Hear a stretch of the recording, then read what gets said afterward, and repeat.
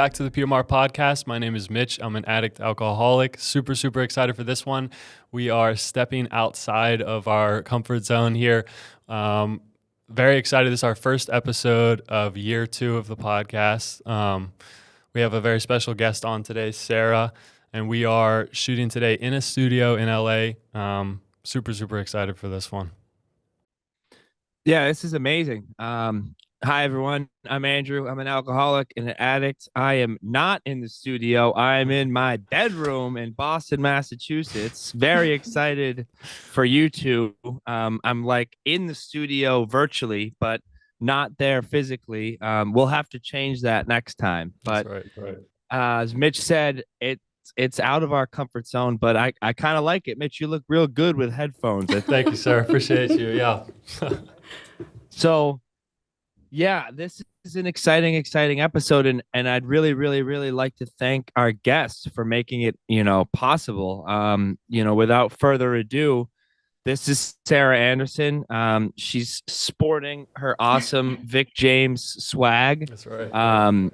She hooked Mitch and I up too. I can't thank you enough for that. And she is the founder and CEO of the Vic James Center. It's based in LA. It was founded in honor of her brother, who died of an overdose. And the way that we got connected, I just have to shout out Sophie.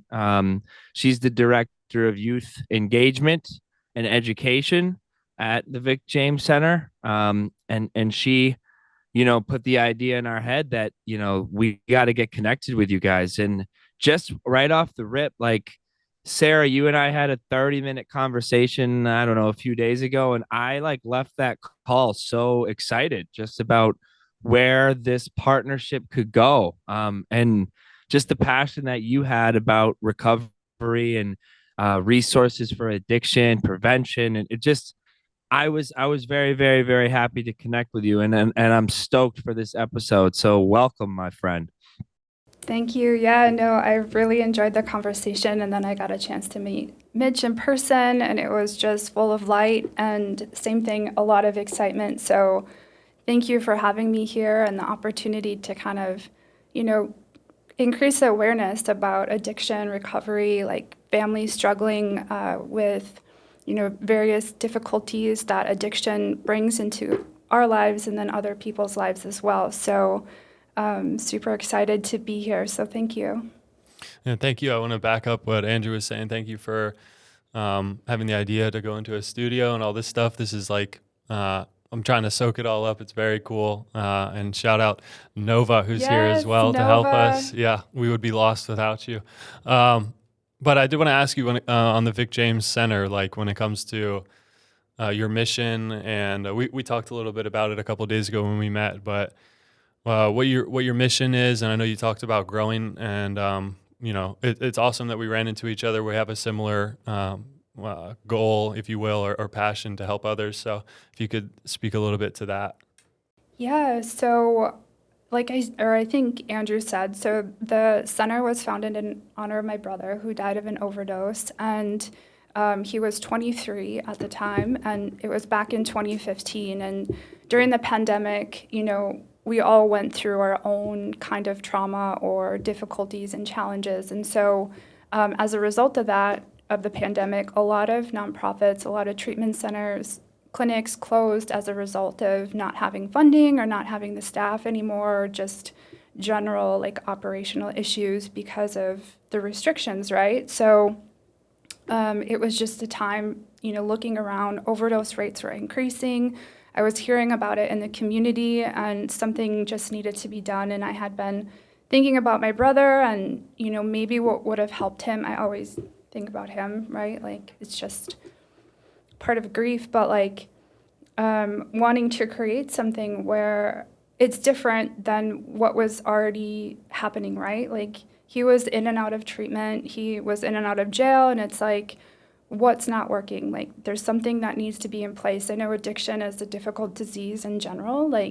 There's no straightforward answer. Everyone has their own recovery journey, but just wanted to bring something into place that maybe he would have connected with instead of the traditional one-on-one therapy. I know that works in some areas, but as a young adult, I know for myself, like, I couldn't articulate my feelings necessarily when I was that age. And so having activities like healing arts or fitness or, someone to help, with my mindset in terms of like chasing dreams, accomplishing goals, like what are my goals? Like what do I even want to do? And I know you don't know at that age, but what are the options? Like what is possible? We can dream up whatever, but if we don't have anyone to either coach us or like help us put a plan together, I think that would maybe had changed, things a little bit differently, and just have like a common group of people,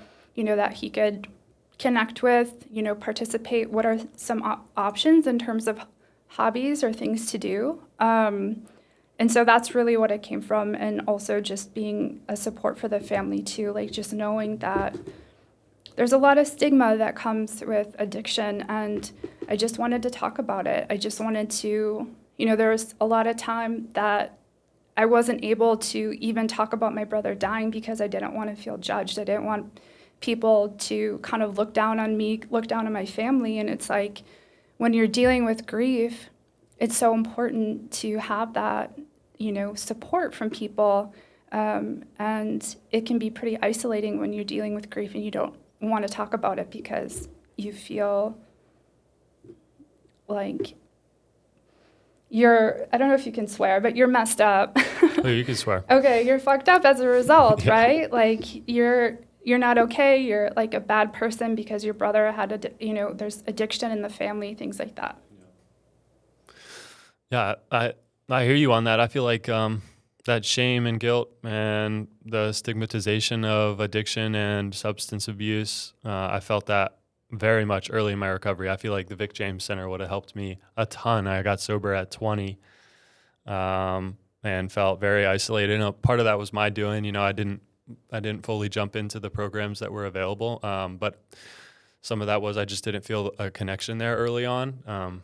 And that's why I loved meeting you and loved hearing about you and learning what you guys are doing, because you're targeting the ages loosely like 16 to 25. I think that's amazing. And that's one of Andrew and I's. I'd say that's, if we had a target audience, it would be that.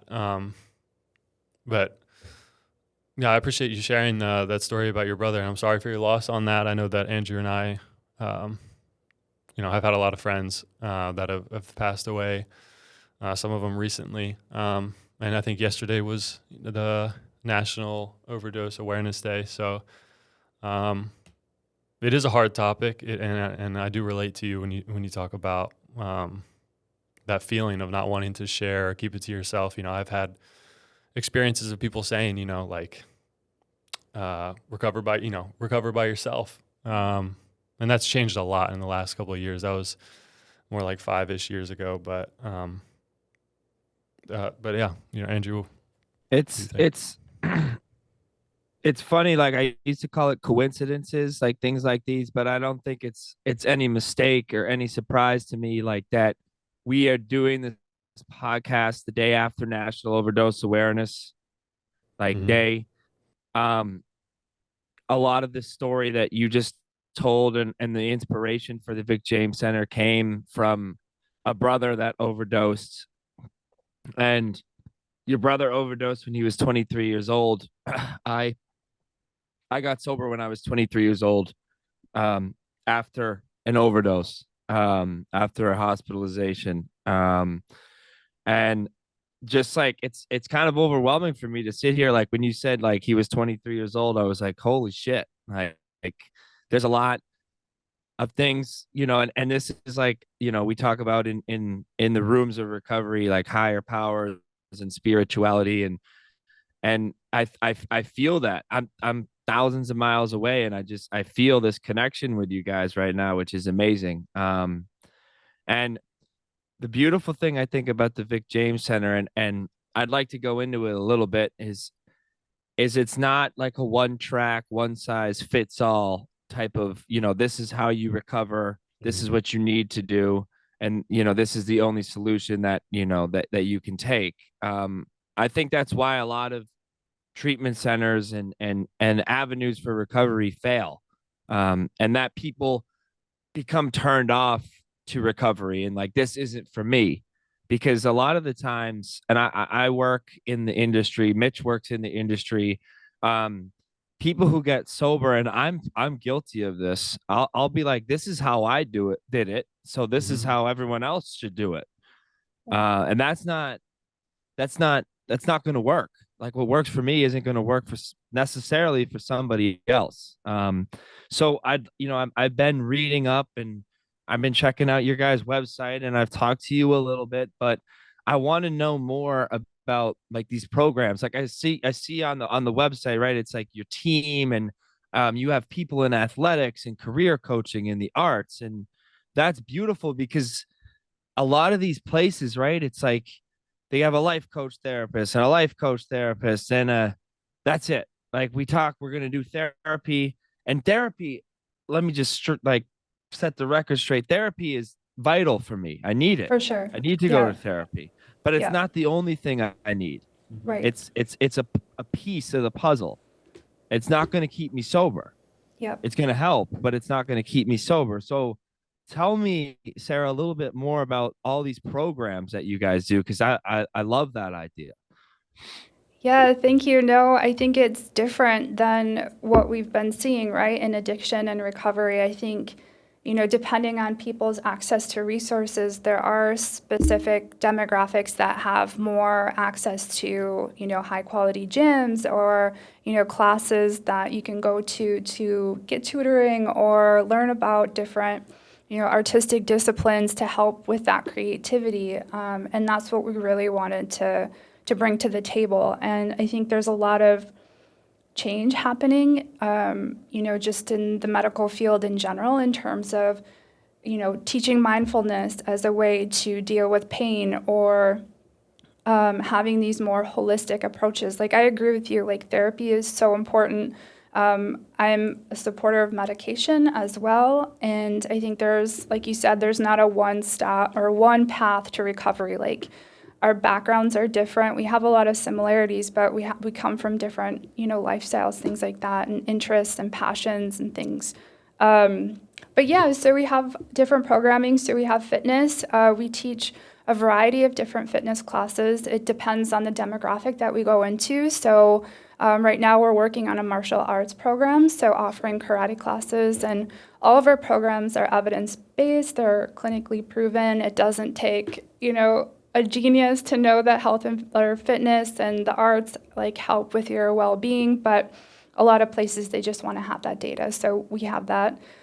So we're business to business, and we go into a lot of different organizations. So we started out working at a youth homeless shelter, which is called Safe Place for Youth. It's in Venice, and it's an access center. So we go in, we offer our classes, we offer fitness, and it's a tough demographic because they don't have the stability. Even, being homeless, being a youth, like, you don't know their family background, you don't know their own personal background, whether they're justice involved or active in their addiction. And so our classes are tailored to whoever shows up that day, right? And so recently we had a mom and her newborn baby come and take one of our classes, which was just amazing. And just to back up a little bit, so my brother's birthday is on September 14th, which is in a couple weeks. And when you were saying that there's like this synchronicity happening, like there's this coincidence, like I got goosebumps, right? Like, it's pretty incredible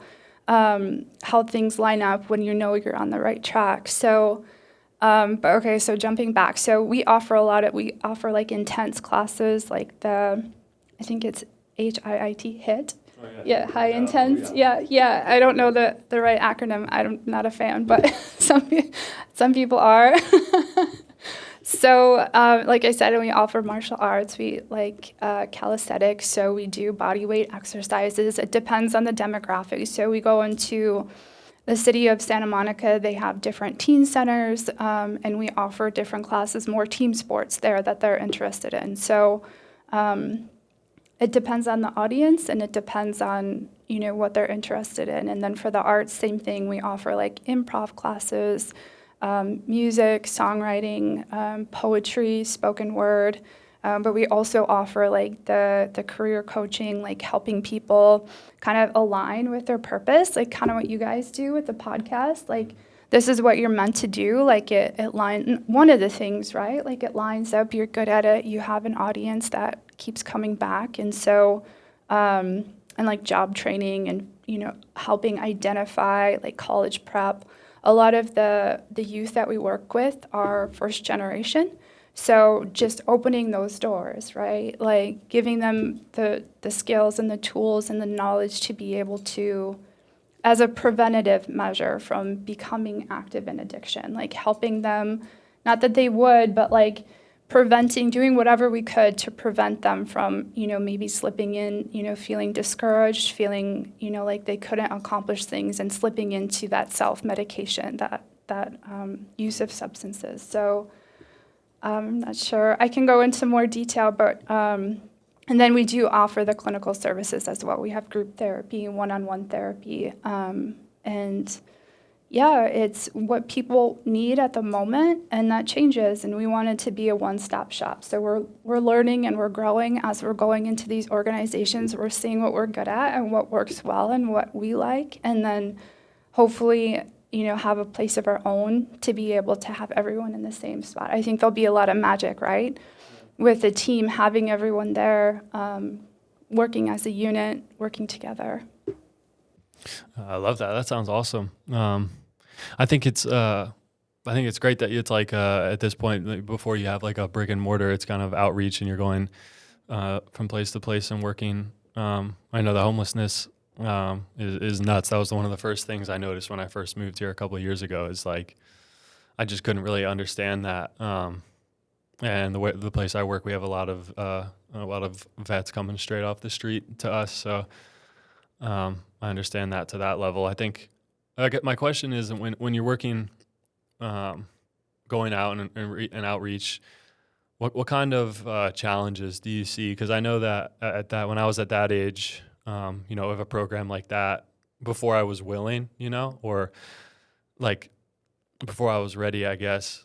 I might have just cast it aside, and I might have because I was very I'm fine, I'm okay. And I wasn't, but I couldn't. I also didn't have, good mentors in that space to understand what was going on really with me. I guess, do you have examples of, some of the struggles that you've had with people, and then some of the, on the flip side, some of the success stories of getting people the help that they need? No, that's perfect. So Sophie's actually putting together a focus group, a listening session for people that are your guys' age. I love that. For us to learn about what can we do different. What would you guys suggest in terms of, whatever barriers there were, whether it was stigma or whether it was just not knowing, having access to the information about what is going on? Is this a thing? What is addiction? Why am I feeling the way that I'm feeling? But we do a lot of different things. Sophie's amazing. She's connecting us with the demographic that we're interested in working with. And it is hard. I'm not in that, I'm old. I'm not cool, well, I'm not that cool. No one wants, I'm not that age, right? So people, it makes more sense to have peer-to-peer, right? Yeah. Someone who is at that level, knows what's going on, is plugged in socially. And so we're trying to make our organization representative of the people that we want to serve. So Definitely. Having people on the team, having people on the board that, come from various backgrounds, have direct or indirect experience with substance abuse, substance use disorder. That's what we really want to do, just to help people feel comfortable. You're not coming into this clinical setting where it's really sterile. You're coming into people who have some idea of what you're going through, that have overcome some of the challenges that you've overcome. But a lot of the same things, we're trying to use social media to get the word out about us, and different outreach and engagement strategies. Primarily, we're going into organizations that have a captive audience, so they have youth that are there already. And so we can definitely, spread the message, get plugged in that way. But yeah, success stories. We recently had someone that we were working with. His name was Andrew, actually. We called him, his nickname was Drew. Andy. And he was participating in our fitness and our improv classes. And, over the last 6 months, he was able to obviously get in better shape and get better. He wants to be a musician and an actor. So he was able to fine tune his skills in terms of doing improv. He got a job, he got his own place, recently, and he transitioned out of the homeless shelter. So, and that's happened to other youth that we've been working with too. There's a certain level of anonymity in terms of people that we're working with. Not everybody feels comfortable coming out and sharing their background, but yeah, it's pretty amazing. Challenges, I guess it's a tough demographic, right? Addicts aren't necessarily the most reliable.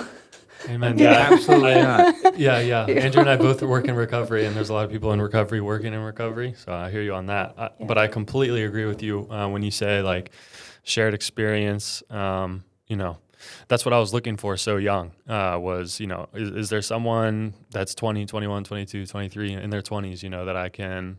That can say hey, I've been. I was 20, I was 19, I was 18 when I was struggling. I'm not that far removed from that, and this is what I did. That's why I joined the home group that I joined here, was trying to get around people that I related to, and they had what I wanted to have. We talk a lot about that, and so I love that you have a team that's engaged. And Sophie is when we brought Sophie on, she does a million things, and her engagement level and her ability to go out and host those things and try to get more people engaged is awesome. And I know that our podcast is kind of grounded. We're not this is the hub, you kind of have your area is this West LA area, but we'd love to try to connect more, people in recovery with you guys that are on the. I know one of my buddies comes to mind. We had on a while ago. His name's Trey. He does something similar. I think he's 28 and does recovery coaching, out here. So just connecting all of that, I think would be awesome. But yeah, I would love that. I cringed when you said sterile environment, talking about other places. I've been one of those kids. I had whatever, the whole alphabet of disorders after my name, OCD, whatever, everything under the sun that they wanted to diagnose me with. And I found myself in those sterile environments and in those offices, and that was the help. And I'm not blaming anyone, but that's just how it was done. Your kid's acting up, you need to send him to a psychologist, and maybe he'll get meds, and not that there's anything wrong with taking medication that helps, but it was so one track mind. All right, send go to the doctor and have him be diagnosed with something, and maybe he'll figure it out that way. And those I was so against those places, and my parents, they wanted to help me so badly, and they did in a lot of ways, but we just didn't have the information Right. that as a youth struggling. And I showed all the signs of addiction from an early age. I had all the isms, and the lying, the stealing, the cheating, the instant gratification, the external validation, everything. So it was there. But like Mitch said, I couldn't relate to anyone that I thought was cool about it. The people who were telling me that I needed to change my perspective, and I was in a dangerous place, and that this mindset, my habits were going to do bad things to me. I couldn't relate to them. It was all grown-ups or old people telling me Right. like, you got to clean up your act. It wasn't people my age or around my age saying like, hey, I've been where you've been. Like that wasn't it. And I think it's really like it's difficult because as Mitch and I could both attest to, like it's sometimes it's difficult working in an environment that, like, we're all alcoholics and addicts in recovery, and we're working together, and that can get a little scary for sure. But but I think it's the best way. Like it's incredibly powerful for me, in the work that I do for like, for instance, and we've had this individual on the podcast. His name's Charlie. He is at treatment in a sober house where I work as a recovery coach, and I do some work with him. And I saw him since day one, and that experience of like being able to identify with each other, me being able to share my experience with him, like that I think is definitely a huge reason why he's successful. Not to say like I changed his life, but it's way better. And it was way better for me because somebody did it for me too, to have somebody my age or around my age saying, hey, I know how you feel. Like, this is how it worked for me. Like, this is what my experience looked like. So, I love, like, I looked a little bit again, like on some of the profiles and the athletic kind of director that you guys have, and all these, like, these are people who like walk the walk. Like, they don't just talk the talk, like they've been there. And like I think that's the best way to do it, right? So and what Mitch said is so true. Like, we as a podcast, like, we've had the blessing of being connected with a lot of young people, like, who are doing this thing, and who are in like the area, like where you guys are at least. And I just it excites me because I'm like, wow, like, we're connected in that realm, and here's this like very, very driven kind of passionate group who already have their feet on the ground and have connections in these areas with these businesses and nonprofits. It's like that's the type of work that that needs to be done, is like people like Mitch, like going and going and working with kids like that. And I think Mitch, I think you spoke with Trey at his school, right, like a little while ago. That's the type of work that needs to be done. Like that, if I was a kid, like, instead of some 40, 50, 60-year-old coming in telling me how addiction works, Right. have Mitch step in my school and say, this is what happened to me, and this is where it could get, and this is how I got better, and this is what I do now. Like, I think that would have done wonders for a young me. So I don't know. It's just exciting to see, a company, an organization, like, doing that type of work, like with because this is new. This is brand new. Like, this type of stuff is brand new. You know what I mean? And I feel like nobody wants to be talked at, like nobody wants to be. I remember my mom sent me in high school to an outpatient to get assessed, and it was a sterile environment, and it was like a doctor with a clipboard with check marks. And I just said, they're like, do you do this? No. Do you do this? No. Do you do this? No. And then she had me sign it, and I gave it to my mom, and it was like, basically, you don't have a problem. And I was like, look, Mom, I don't have a problem. I just didn't. I was so against that. And I think it's like always people are searching for that human connection, which you guys deliver, and Andrew and I try to deliver. I mean, just like if you can connect on a person-to-person level, that's where you can have the vulnerability and the ability to make a connection with someone. And that's where the magic is, really, especially when it comes to what we're working with, mental health and substance abuse and stuff, because that is such historically private, or, keep it to yourself stuff, which we're actively working against, I think, because our goal is always like, you can't like force recovery on people. I'm sure you know that, Andrew and I know that, and I've struggled with that working in recovery. Andrew kind of loosely touched on it earlier. Like, my recovery is not someone else's, and it never will be. And everyone's program is going to look different. And like the podcast is a part of my program. Meeting you, that's now a part of my program. Engaging with you, the gym, my meetings. It's all this one program that I have crafted and continue to craft to continue to stay clean and sober. I think our goal always is to at least, like, maybe you're playing a role in planting a seed for if it comes a time when that person's ready.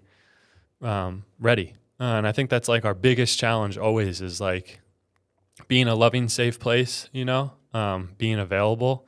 And I'm sure that you've impacted so many people just at the level of being there, showing up. That's like one of the hardest things, and something that doesn't happen is just being there, showing up, being consistent. People see that, and at some point you have no idea, who was watching, who was listening. And that might've been, the last seed or the last thing to push them over the edge and to pursue their recovery. So I say all that to say, like, thank you for doing what you're doing, because seriously, I don't think you maybe know the impact, truly, that you make. So I think it's, whenever I see anyone being open and honest and talking about this stuff and going out and doing the work, I just want to like give them a big hug, because it is hard work, and it is draining and it is taxing, because people, you have your own lives as well. But same thing to you guys. I know I've said it privately, but just publicly, like, you guys are incredible. Like, coming out, having this podcast, like, growing it, like, continuing to engage with different people in different walks of life from all different levels of the recovery journey, right? Like, you're talking to business owners, you're talking to people who have, direct experience, who are currently, in the recovery process. And I think that makes a big difference. Like, just having someone coming out in front and saying, look, like, we're going to talk about it. Like, it might be uncomfortable. Like you said, there's some vulnerability. To make it authentic, to make it genuine, we have to really be here and be present. But especially, like, young guys, right? Like, talking about this, it's a big deal. So thank you so much for the work that you're doing. You're being amazing role models and, like, changing a lot of people's lives. Same thing, if you don't know that, you really, really are doing a lot. Appreciate that. Andrew and I always say, like, if we can help one person, it's mission success, you know? Yeah, exactly. Don't blow us up too much, though. I mean, I got a big ego on me, Sarah. So. That's right. I haven't seen it, so you're good. So I was looking briefly at some of the partnerships you have as well. And it's a long and diverse list. And it's truly. And so near the top, I'm looking, right, and I'm seeing colleges, right? I'm seeing UCLA, I'm seeing USC. Yep. And right, we kind of touched on the youth, and I love that work. That's like tackling addiction before it starts. Exactly. Yeah. That's beautiful. But college is a whole different animal. Like to like the whole college atmosphere. Sophie touched on it for sure in her episode with us, because of the work that she does at USC. I know for me, and Mitch and I had different college experiences. Him getting sober in college early on, and me in active use through college. Like I we had a little wellness center and all these, like, we'd have pop-up events at Denison. Like, I wasn't going near those. Right. Like because I was like, they're going to tell me something I don't want to hear. Mm-hmm. Yeah. Like they're going to I'm going to see something like, oh, they're going to, like, Mitch is laughing because it's like, going to hit home too much. Can't go to that. I was like, wow, like, oh, like a forum on addiction. Like, I really shouldn't go to that, or it might ruin my youth thing. Like, no, for real. Like that. No, I know. So I'd be self-aware enough to be like, yeah, no, like what I'm doing is not good. But but I'd also be like, but I can't stop. So this is a threat. So I want to know, what does it look like? Those partnerships, are you going in? Are you having events? Are you running programs? Are you doing some of the athletic stuff? I mean, and I've spoke at schools before. Hmm. And it's like it can be so hit or miss, and Mitch can touch on that too. Like I get people buried like with their heads in their phones, not paying attention. It's a tough Yeah, demographic. you catch it, you catch. Yeah. Like it's tough. So Yep. what does it look like? What kind of challenges come with it, and what kind of success do you guys see there? Yeah, that's a great question, and I think I would love to hear from both of you in terms of what do you think would work well. Like we're still a young nonprofit. We've been around for 2 years. Like I have my experience working with my brother and other people in the community, but you guys are our target audience, right? Like you're our target demographic. And so I really want to hear from you in terms of what do you think would work. But in the meantime, for USC and UCLA, like we have two doctors that are on our advisory board. So we've been working with them to get guidance in terms of what programs are currently existing, what have they seen work well. Dr. Sussman, he's from UCLA and he works in the substance abuse prevention department at USC, and they currently have a program, but it's super outdated with as much love as possible. Sorry, Dr. Sussman. And so we want to modernize it, right? Yeah. Like we want to make it something that people can connect to, like talking about video games. They're talking about whatever topic, TikTok, whatever that, we're not going to address those heavy feelings directly, but I'm going to be here and I'm going to be present with you and open that door and plant that seed, or at least have someone give you that attention, that maybe you're not getting at home or you're not getting within your friend group or anywhere. Maybe you're out there on your own just trying to make it. But so in terms of, connecting with the demographic, people have to be ready. But that's why we want to focus on prevention. So with every dollar you spend on prevention programming, you save 36. And right now, addiction, substance abuse costs LA County $13 billion, right? It's a lot of money. I mean, it's not about that. It's really about helping other people. Yeah. But we can make a case for, hey, let's roll out these prevention programs because we want to get people before like at-risk youth or people even coming from, backgrounds where they don't have that strong support at home. And so what can we do to make sure that they have these opportunities? They have people that are coming from a place where they have that openness, can talk about things or just provide that additional support. And then obviously, connecting with the demographic of youth that are active in their addiction is a whole different game, right? It's not even a game, but it's a whole different scene. And so I don't know how to say this without sounding like super dorky, but we want to be cool, right? Like we want to have like Me too. the brand, a brand that, isn't sterile, isn't clinical, isn't cheesy.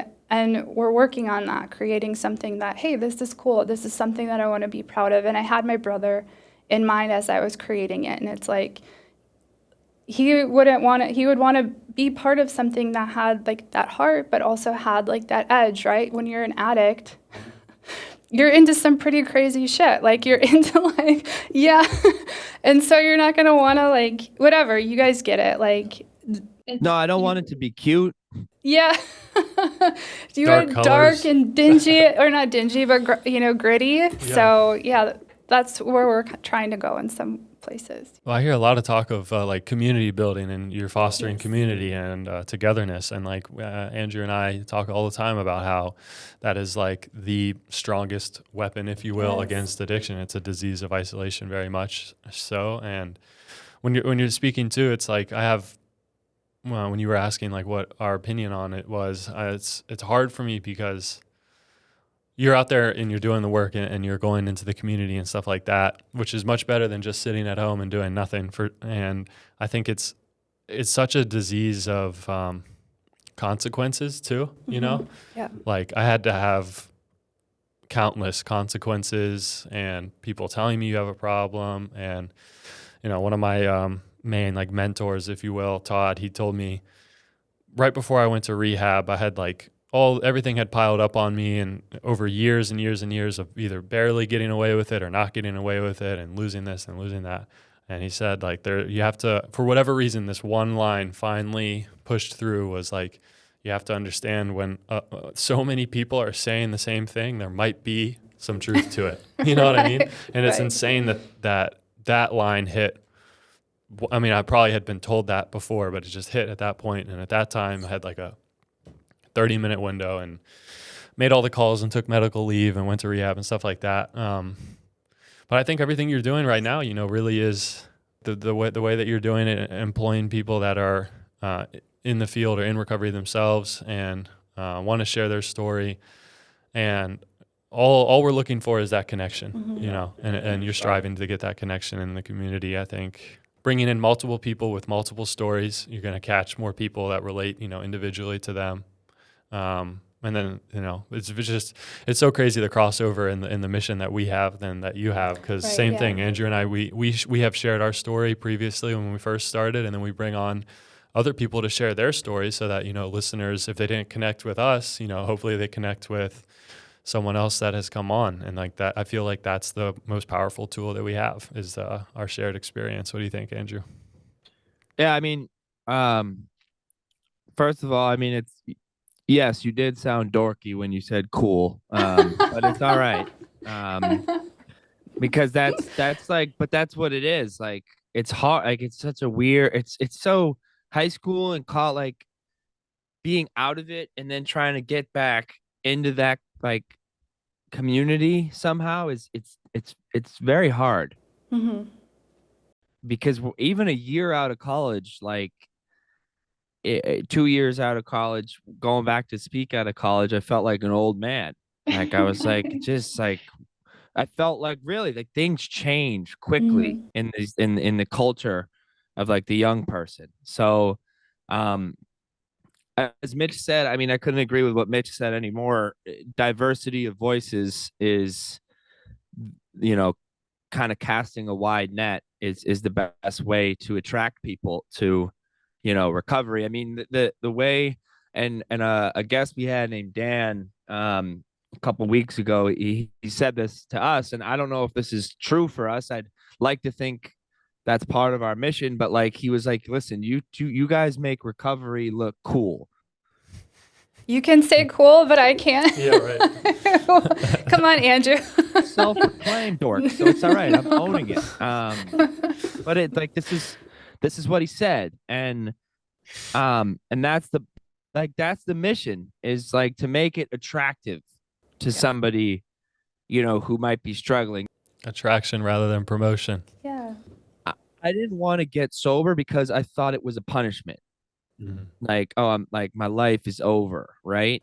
Right. I have to give up all this shit, instead of looking at it like I was gaining a life, like gaining freedom from like this just like the clutches of a substance, which is suffocating. I didn't look at it like that. And in college, especially college, high school a little bit too, like everything is heightened, like, normalized, heightened. Like people can drink every day and it's right. Yeah. you're celebrated. It's just like, look at him go. Wow. Like people can do stupid things and use drugs in excess, and they could associate with groups that will co-sign that. And they will join them and they will go along with it. And it's the scary, because I was part of those groups, right?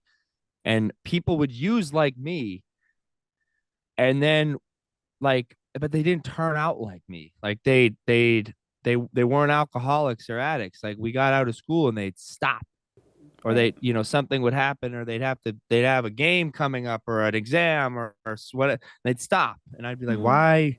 Like we're the same for 90% of the time. And then something happens and I won't stop. And it's those groups, like, that's the difficult thing, is that's the culture that like people like us are up against, because these, like, there are people people, and it's like it's unfortunate because there are people who are like not alcoholics, but who drink alcoholically in college or will Yep. use addictively and call like whatever. And they'll be like, there's nothing wrong with this. Like I'll get out of school and my life will start and I'll be all right. Mhm. And I don't say like they're not like they're drinking alcoholically. Like it's not like they're blameless, but shifting the culture from like, oh, it's totally okay to do that to like, hey, let's do something else on a Friday night. Like Mhm. let's enjoy each other's company. Like, or let's explore, why do we have to drink so much to have a good time? People Right. don't ask those questions. Right. That's uncomfortable. It's uncomfortable. It's like, why even bother like asking those questions? So um for me, like when I went in and I spoke at a college, what I said, and I borrowed this and stole it from Chris Heron, who I work for. You know, we don't ask ourselves or each other or our loved ones or our best friends why. Hmm. Like, enough. Like, hey, Mhm. why do you think you got to do that? Hey, why do you think you Mhm. got to smoke that joint to like relax with your best friends or to feel comfortable with people that you love? Hey, why do you have to drink 6 beers before you go dancing at a party? Like, we love you the way you are, type of shit. Mhm. Hmm. Right. And that, I think that question opens up a whole dialogue, but it's a scary question for 18, 19, 20-year-old kid. You know what I mean? For It's like, sure. yeah, it's like so much identity and image is tied to drinking and partying and drug use, especially in our current culture. I feel like Definitely. very Yeah. much so. Like that is what to continue the cool train running. That is what the cool thing is to do to a certain degree. I think it is changing though. Yeah. I think it is. But I remember getting to college too, and my experience in high school was heavy drug use and heavy alcohol abuse. And when I got to college, the other freshmen, I was on the swim team. The other freshmen in my class, I was one of the very few that had even drank to that point. So I think there are pockets that are more like that, but then there's pockets that aren't. But yeah, I completely agree with you, Andrew, I on think that. it depends on where you're at geographically too. Like in the Right. Midwest, like there's nothing to do. Yeah, yeah. But in California, like where there's a huge lifestyle influence, like health, wellness, people want to Hmm. look good, people want to feel good. So, I mean, it That's is true. changing, but where you're at geographically, I think change. I'm from Minnesota, and so there's just not a lot, especially in the winter, right? Like, what are you gonna do? It's 30 below. Like, I just want to check out and Yeah. and not be so cold. But yeah. Yeah. But I yeah, hear you. no, I love that question. Why? Like, why can't we just be ourselves and be comfortable with that? Yeah. Mm. To Mitch's point too, like I don't think we hear enough from the people who don't need it. Like we are Yeah. so dominated culturally, social media. Like we see the Snapchat stories and the Instagram stories and everything else on what the kids who are drinking and partying are doing on Fridays and Saturday nights at school.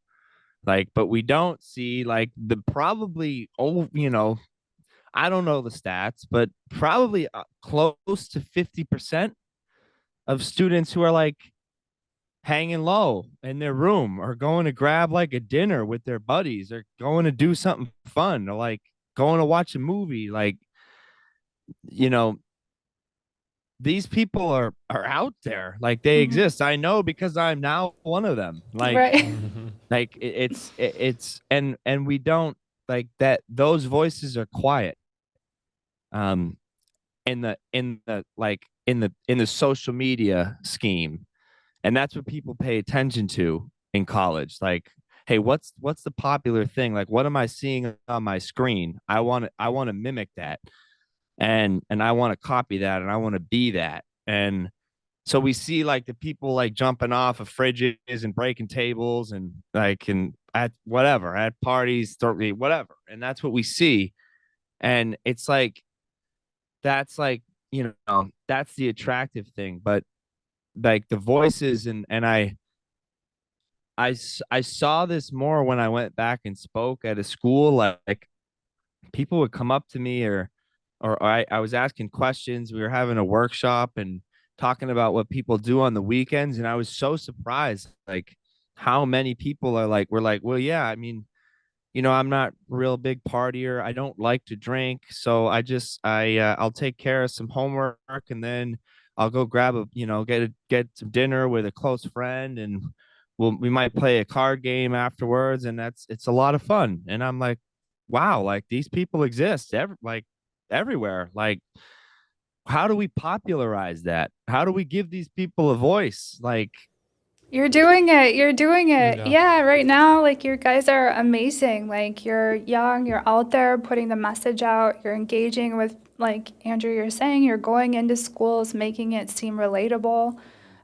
There's a lot more work to do, but it takes all of us to do our part, and you're doing it. And I think that's important to give yourself credit for that. Like Thank you. every person, we can do a little bit to make a difference for sure. Yeah. But yeah, I agree. Like it's glamorized, right? Like, wherever try to make it look cool, which there's nothing, I'm not against people. Right. Not everyone who drinks or uses drugs is an addict. Right. no. So like, I'm totally whatever, to each their own. But when it is a problem, yeah, people need to have that voice. If there's other things to do that you can integrate into, yeah, let's go out and have a good time too. There can be a balance. Yeah, definitely. Balance is my favorite. I'm always pursuing it. And I said that in a meeting last week, and some old timer stared at me and said, balance is when you stop looking for it. And I was like, Okay. oh, damn it. So zen. Yeah, very zen. But I have to ask, Sarah, where in Minnesota are you from? So Minneapolis, a suburb of Minneapolis. So, but even there, like you have relatives. Edina? Close, yeah. I grew up in Minnetonka, so Yeah. southwest suburb. Yeah. But You my have family there. Yeah. Family's from. It's unreal. Minnetonka, that's so funny. Yeah. I saw Mitch look at me because Yeah. when you said that, and I'm familiar too. Like a lot, I have friends from Minnesota, and they, it was always like easier for me to use, like because I was like, what? There's nothing else to do. Like Right. for 6 months of the year, what do you want me Yeah. to do? And so Right. I Yeah. think I totally agree on that geographic thing. It's easier to do it when you're in LA or in Boston and you're surrounded by fitness and health and Yes. wellness centers. And it's not so easy when it's like, wow, like, I got a liquor store here and a bar and that's pretty much it. And a church, like church, I have And a lake. I know where I'm going. Yes, definitely not to the Yeah. church on the corner. Yeah. Well, Yeah, we're at time, I think. yeah, thank you so much for Sure. coming on, and thank you so much for this, just the getting to know you and everything that you do and everything that your team does. I'm super excited to get to know you better, and hopefully we can get involved with you guys in some way. That would be amazing. And we're still working on getting Andrew to move out here. Yeah. But for real, thank you so much. That was a lot of fun talking with you, Definitely, and yeah. I look forward to continuing our relationship and seeing where everything goes. Definitely. Thank you both. You're both amazing. And yeah, looking forward to making some positive changes and, continuing this journey. Definitely. 100%. Yeah, guys. I'm got serious FOMO. I wish I had a big pair of headphones on like Mitch. He looks great. So Thank you. I will be out there. Sorry, I just got to poke fun of you a little know. bit, but I will be out there the next time we do this. I Yeah. got to get in the studio. See. I love it here, but it's not a studio. I'll tell you that Uh-huh. much. On a serious note, this conversation again, like every guest we have is amazing, and I'm grateful that we've had every guest that we had, but this type of conversation really fucking fires me up. But I'm the best one, right? That's right, the best. Yeah. I was trying to say that without saying it, Sarah. So Okay. now Let's the cat's out of the bag. Go. But no, it seriously, like this the potential here is amazing. Yeah. Like just because shared voices carry a stronger message, Right. and that's what we're doing. And so you're amazing, and the work you do is amazing, and the people I've met in your network are amazing. And for the listener, if you want more information on Vic James Center, you can go to vicjamescenter.org. It'll be linked as well. I got some merch right here. Nice. It's awesome. Yes. Thank you. And they a lot of information on your page, helpful information. I've been working in recovery for a little while, and I learned a lot reading, just reading your guys various news kind of letters and different sections of your website. So definitely check that out. And this has been an awesome experience. And now we're spoiled because we got this this recording studio. So when Mitch has to go back to his room next week, he's not going to be very happy. I love that, though. I love that look too. It's raw, it's real. You're here to spread a message, and you're doing that. So that's good too. Thank you. Appreciate it. And to everyone listening, this has been episode 53, our first episode in year 2 of the PMR podcast. This is quite the way to jump it off. Thank you, Nova. You've been the best. Appreciate you. Thank you, Sarah. Thank you, Andrew. And we will keep coming back. Bye, everyone. Bye.